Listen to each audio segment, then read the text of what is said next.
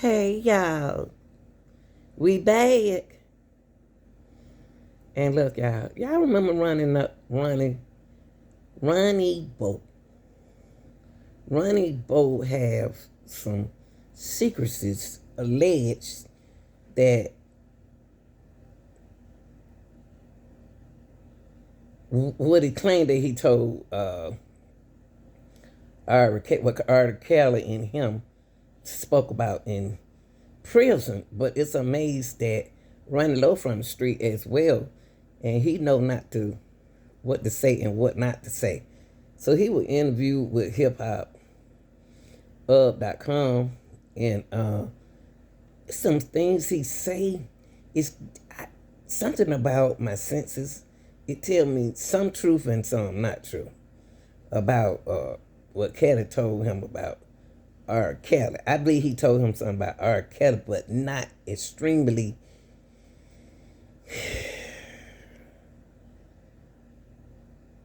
what he's saying that he said. Well, let's check it out, and it'll be up to y'all.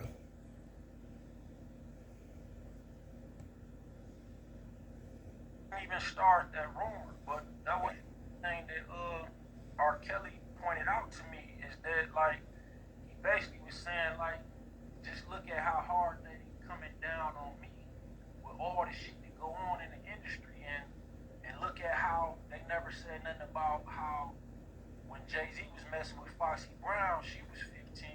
You know, everybody knew that, but nobody ever bashed him about it like they Mm-mm. bashed me over Aaliyah. He was basically saying he never even really messed with Aaliyah on the level that everybody think, he messed with her on. And it's crazy, bro. Like, being in the feds, you hear a lot of crazy stories, but it's not every day a person will run into somebody like R. Kelly in the feds. Somebody who, you know, I mean, we can argue this, but who do y'all know who became bigger than R. Kelly in that industry? You know what I'm saying? You can name Michael Jackson. I mean, you could probably name Drake, but did they really become bigger than him? You know what I'm saying? And I mean, if anybody know what goes on in that industry, it would be R. Kelly. You know what I mean? And people who reach that plateau. Well, if you look into my history, I've been the type of person who was like skeptical about conspiracy theory type shit. In my book, The Holy Trap Scripture, it get real deep into that. So my mind was already there when I met R. Kelly. So I know like because the shit that we hear, it be so outrageous. It be like, man, hell, Right. R. Kelly, like I said, if anybody knew, it would be him. So of course I had to ask him that because I'm thinking about my future book. Really, he ain't telling y'all nothing. He still ain't said nothing. He didn't answer that question. Because R. Kelly ain't gonna tell him everything. He ain't stupid. Down like that. And bro, like a lot of these platforms, they've been holding me back from really going in and You ain't said exposing what I nothing. really want to. Now he's about to tell y'all what R. Kelly confirmed. But always remember, R. Kelly's not there to defend himself. Did it go on? Like even himself, he didn't know what he was getting himself into. But if you look at his "I Wish" video, he had a message in there. It's a skit in between the song where he on the building speaking to his mama, and he's saying, "I want out, man, but it's hard." And he said, "What profits a man to gain the whole world but lose his own soul?" So, so what do y'all think he was talking about? He wanted out. He didn't know what he got himself into. I The believe man that. wanted out, and he felt like, damn, I sold my soul, but I didn't know what I was getting myself into. But now Uh-huh. that I know I did this, I love God. You know what I'm saying? How can I? Damon Dash is allegedly is behind a lot of things in the industrial. If you listen to the conspiracy out there, what they're speaking of, not saying if it's true or not, because Damon is not there to speak for himself. But I'm gonna make y'all make the decision. But listen to Run Low right here. Run it, but Jay-Z to collaborate. At what age was Foxy Brown signed? I wasn't paying attention to Foxy Brown. But that's I didn't sign Foxy Brown. You put me in after. It seems like you got a question for Jay. Ask him. So the arrangement first, and she didn't really want to do it with Jay. I, in my mind, truly believe that Dame Dash know exactly what happened to Aaliyah. Before I don't do anything. That's what was attractive about it. You know? So I was going out of it. You know, Jay was going out of it. So he knew before I did. But it was just like friendship. No, it just ended up. For sure, he knew about the agenda. Like, around the time Pac and Big was, running the hip hop culture, before they died. Pac was seen in a romantic relationship with Janet Jackson in the movie Poetic Justice, even though they was never like public genuinely liking each other, and the image was still out there to the culture that Pac and Janet during that time she was like, like how people look at Beyonce, you know what I'm saying? So Big had actually married, you know what I'm saying, the baddest in the industry, and then Pac was supposedly, had a thing with Janet Jackson, if not just in the movie, but the record executives and the people who create narratives and make certain agendas in the industry, they saw how relationships could boost sales, and even with songs, you know what I'm saying, it make it seem more realistic, like, oh, they talking about each other in these songs, you know what I'm saying, and the controversy makes the song sell more. So, or Jay-Z, and of course, hip hop was more influential than R&B to the culture, so it's like we gotta be in the forefront and make him the man. So the arrangement first was, what I'm saying, to have him date Aaliyah, and just like what's going on with Jay-Z and Beyonce now, she wasn't gonna be able to date nobody else or whatever, and she didn't really want to do it with Jay, you know what I mean? And when they was bringing Aaliyah around, Jay to try to make the arrangements, Dame was around for a lot of that, and Aaliyah actually liked the Dame. She was close to him. She was trying to explain to Dame, like, I don't want to, be a part of this little agenda they trying to make me do. You know what I'm saying? I don't. well, we heard Really about like this dude now. like that to me. I gotta be up under him. I can't date nobody else. We gotta. Now, what he's saying right here, we already know about the agenda. The agenda, we already know about this part where he's speaking. So is he speaking what he see in the media as well as us? Because we already know that the agenda was that R. Kelly and Aaliyah was supposed to be hooked up. But Aaliyah didn't want to get hooked up with Kelly. She liked it Dame better than she liked it Jay-Z. She don't want to be with Jay-Z. She didn't want to be with Kelly. Neither one of them. Why was it important for them to hook these women up with the agenda? I just want to know why. Why was it? Why did they have to pick who they want to be with the women? Think about it.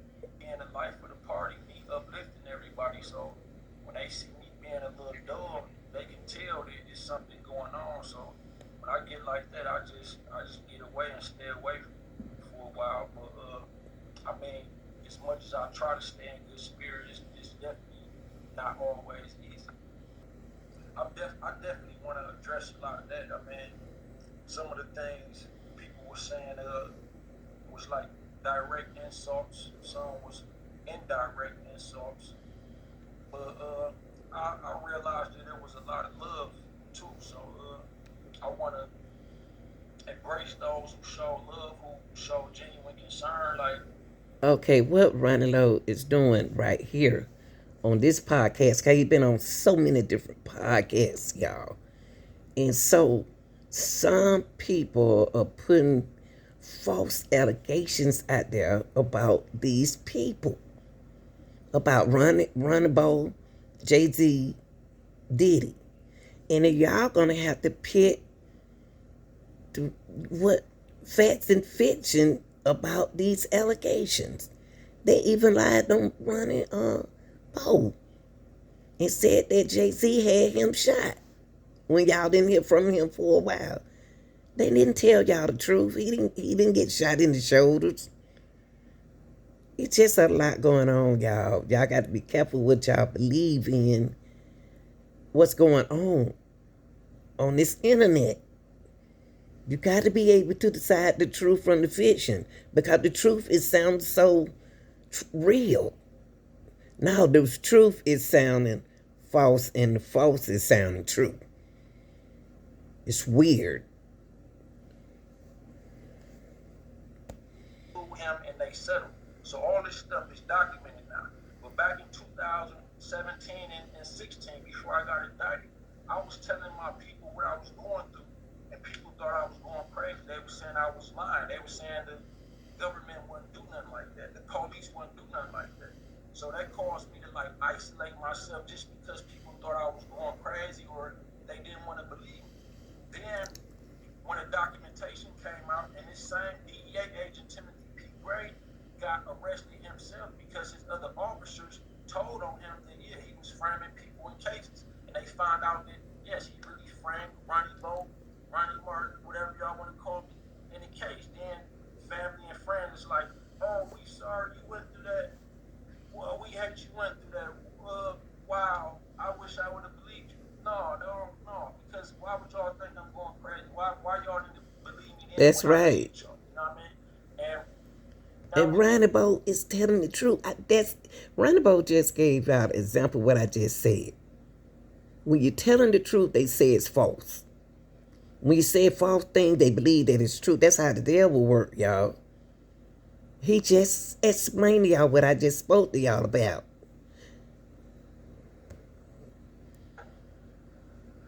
Bring us up to today. So I think it was Christmas Eve or the 23rd. I got pulled over. They act like it was a regular traffic stop, and I got detained. I never went to a jail. They did the same thing they was doing to me back then. They took me to somewhere, a warehouse. You know what I mean? I don't know where it was. You know what I mean? But they asked me questions, and it's like, again, I want to state this for the record. I do not sell drugs no more. And on my dead brother, anybody who know me would know I do not lie on my dead brother. I do not lie, period. But for the people who always want to say somebody lying about something, that's just my way of trying to confirm things. So, okay, they detained me, and of course they not asking me about nothing in the streets no more, because I know they still watching me. I know they got all my phones tapped.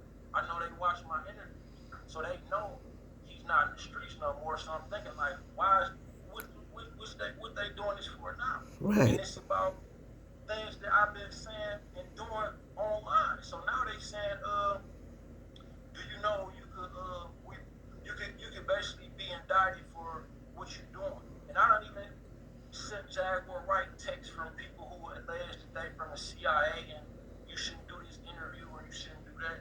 So, and I documented those things. I filed those things in federal court in my current revocation support, along with other revelations that people thought was just a publicity stunt or whatever they want to consider, like with regards to allegations of Jay-Z having me shot. That's something that's really been filed in court documents, you know what I mean?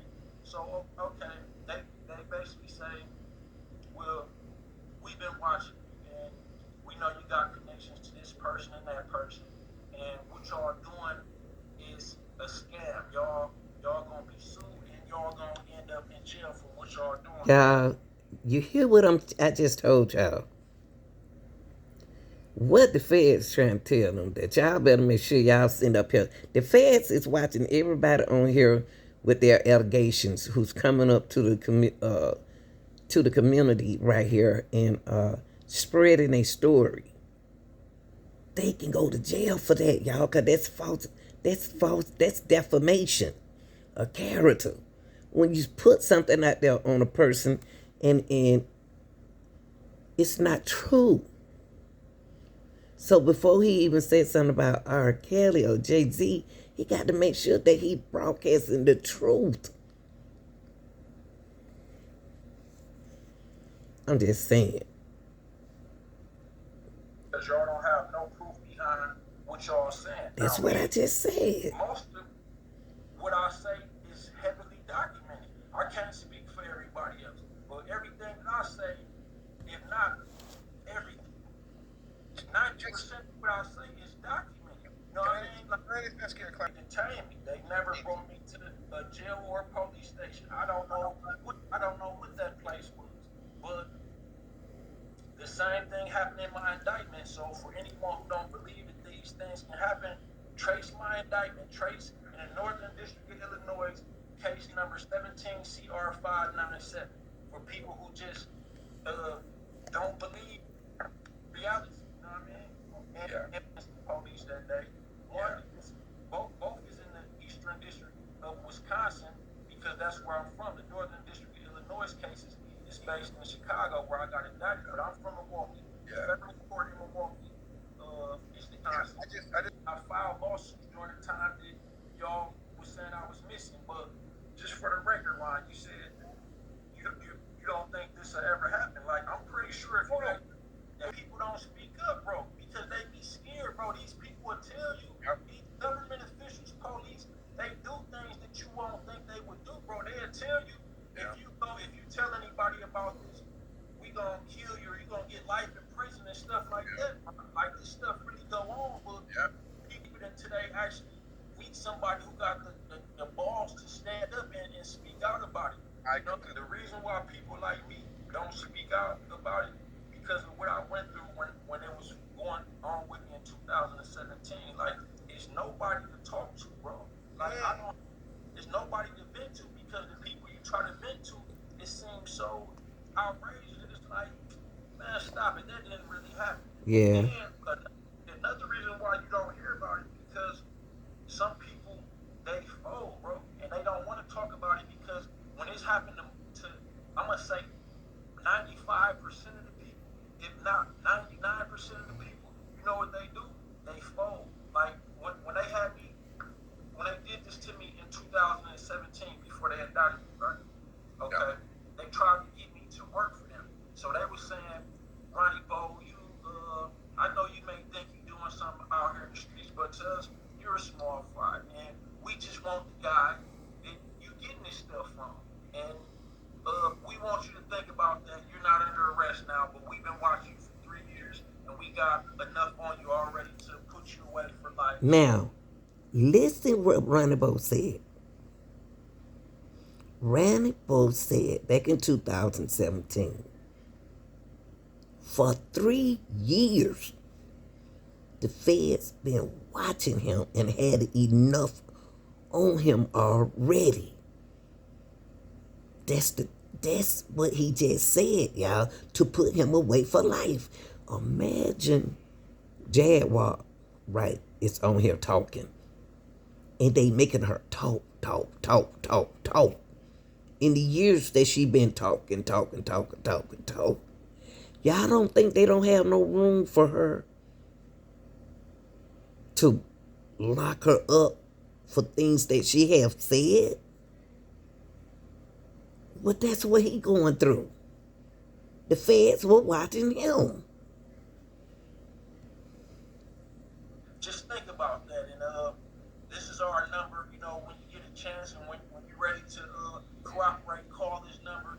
And if you could buy a kilo from them, we'll give you how much that costs. If you can buy 10 from them, we'll give you that. You know what I mean? But we need you to get this guy off the streets, and then you won't do a day. And you know what happened with most people under those circumstances? They cooperate, they comply, they lock their people up. They do their people how Jay-Z did to hate me. Yeah. No, absolutely not. When they let me out in 2017 after having that talk with me, I sued them. As soon as I had the opportunity here in Wisconsin, you you have to file a notice of claim first, and then 120 days after that, you can sue them in federal court. And So then too, he better be careful about that, about suing them, about telling on the feds, because all the government and the feds are hooked up together. Why would he jeopardize his life like that?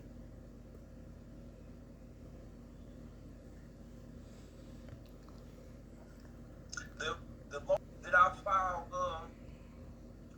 on the 26th, this been going on around like they did this Right.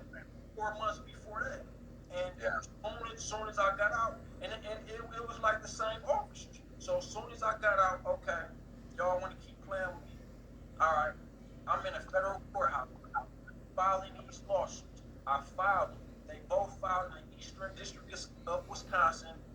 Case number, one of them is case number 24 CV 1665. He reading, The y'all. other one is 24 CV 1665. Like, look this stuff up, Ron, and your audience, I'm pretty sure you got. With this interviewer right here,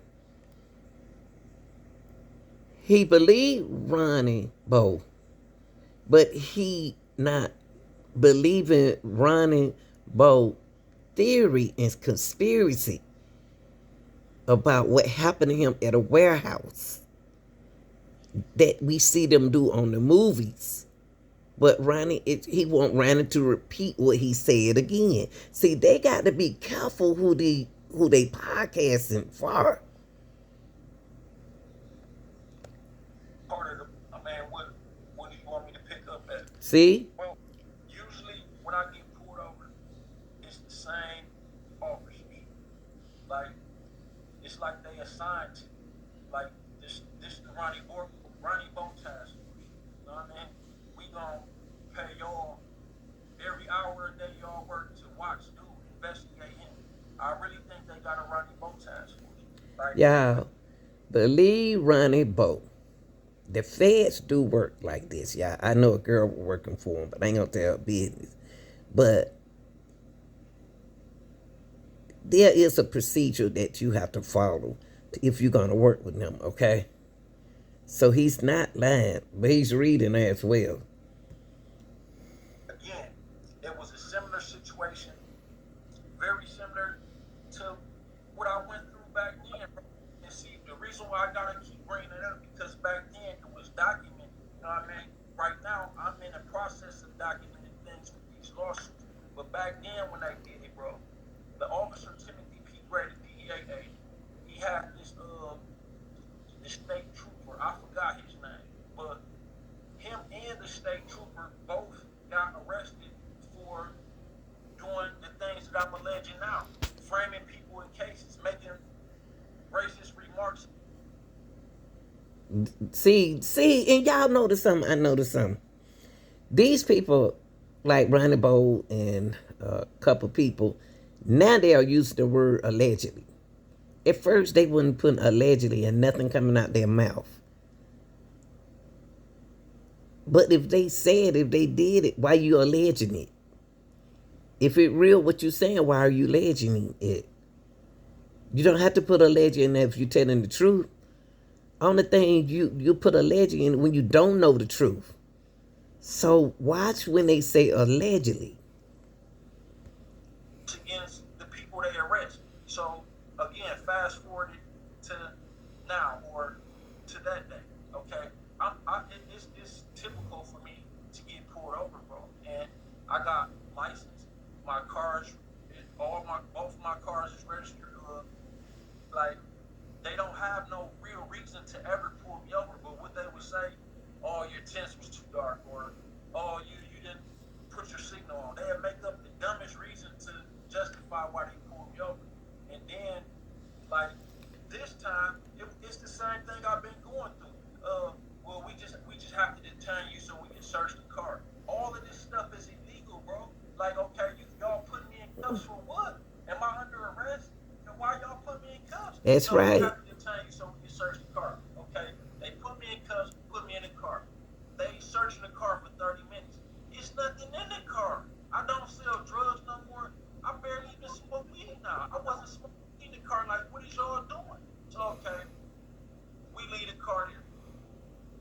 took me somewhere, bro. I don't know where. It was not a police station. It was not a jail. Okay, we get here.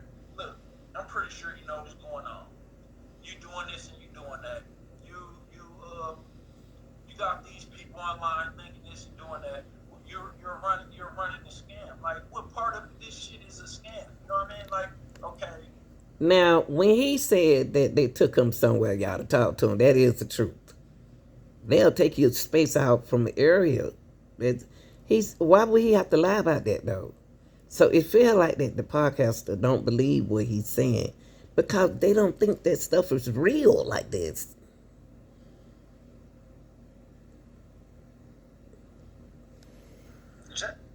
Ask Jack, bro. This CIA dude said, you in a Now he want to put Jaguar name in this. Ask Jaguar.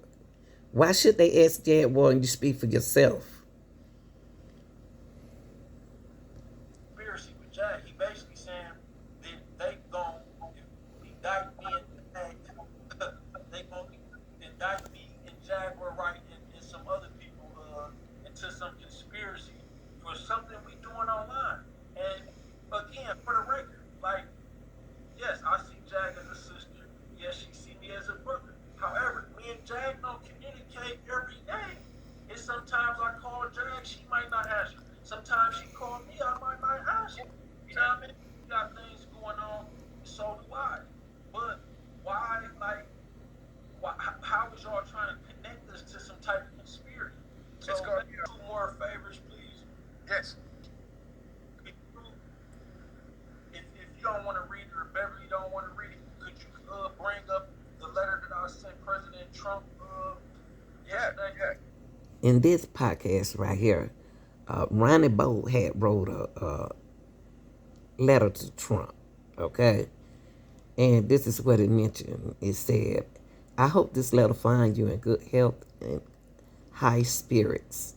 I am writing to propose a unique and an impactful initiative that could have a profound positive effect on our nation's youth, especially within the disenfranchised community. The proposal seeks to address both the issue of violence of urban Americans and the potential for rehabilitation and redemption for two of the most influential figures in contemporary hip hop culture. Dirt Bank, Lil Durk, Kendrick Garden, as known as NBA Youngboy. And it went on, as you are aware, both Lil Durk and NBA Youngboy are young men who have faced legal challenges and their involvement in the criminal justice system as a crucial point in their lives. While their past action may have, as you're aware, both Lil Durk and NBA Youngboy are young men who have faced legal challenges with their involvement in the criminal justice system as a crucial point in their lives. While their past actions may have been controversial, their influence on millions of young Americans, particularly young black men, cannot be overstated. Their music, their public person have shaped the lives and attitude of countless individuals, especially within our nation inner city. However, they also possess the unique ability to drive change and influence their community in a way few other can. Okay. And then right here it said that I'm trying to read with these glasses on. I am propose that you told both action and provide a pathway for both Lil Durk and NBA Youngboy. You may bail and or be pardoned for their offense. Instead of incarcerating them, I ask you to further them the opportunity to participate in a groundbreaking initiative that could have a nation and even international impact. A stop the violence clear. And then it went on the smoke nation mutual tour. Okay, the premise of their four of this tour, y'all, I can't see. I'm trying to read through this tour would be to provide a platform for both artists to come together, reconcile their past differences, and spread a message of peace, unity. Now this letter sound cool to Trump that Bo wrote. It's a lot, y'all. The mother did songs throughout the urban community where this tour will be conducted. In other words, what Ronnie Bo is doing something positive for the youth. And youth and Young Boy and Lil Durk will be a very interesting and appreciative and initiative and influence thing to do for the community, young people. So I'm not gonna read all this.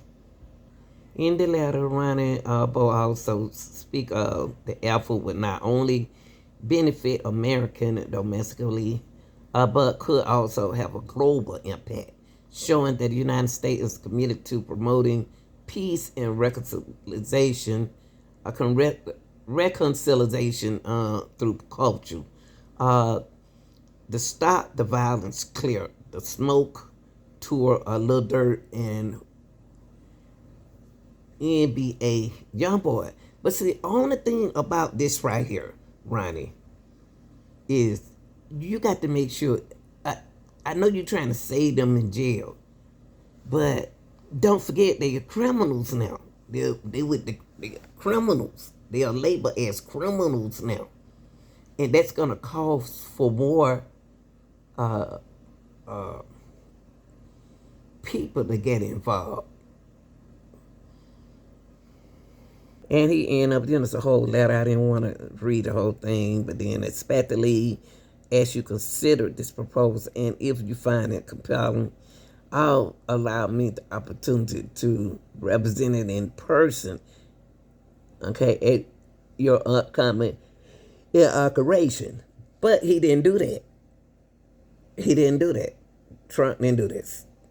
Y'all rappers don't got him in so much build up and all that kind of stuff. He don't want to fool with y'all no more. See, y'all got to know the game. The game. Y'all messed the game up. Now, he said that, now Ron Bo said that this would be an ideal platform to purposely present this visionary effort and rally the American people. But see, he ain't going to do that. Trump not gonna do that. Cause they don't messed up what they were gonna help them with. And then he said, "Thank you for your time and consideration." Blah blah blah blah blah. Okay, and sincerely, Ronnie Bo. Lil Durk and NBA YoungBoy, a little history about the two artists and their situation. Now, with regards to Lil Durk, before he became a mainstream hip hop artist, associate of mine, who I guess see like a brother named Motto, had uh, basically brought Lil Durk here to Milwaukee, Wisconsin to do a small show at one of the clubs here, and he's still a friend of Lil Durk and Lil Durk's best friend, Wook. So this is not just something that I'm throwing out there. Like, I don't know Lil Durk myself personally. I was at that show. I did meet him, but I don't know him personally. However, a close associate of mine does know Lil Durk personally, and is actually close friends with Lil Durk's best friend, Wook. So, with regards to his success, became a Grammy nominated artist, and he also has platinum selling records just as well as NBA YoungBoy. Now NBA YoungBoy actually has more gold and platinum plaques than any other hip hop artist. I want to say in history.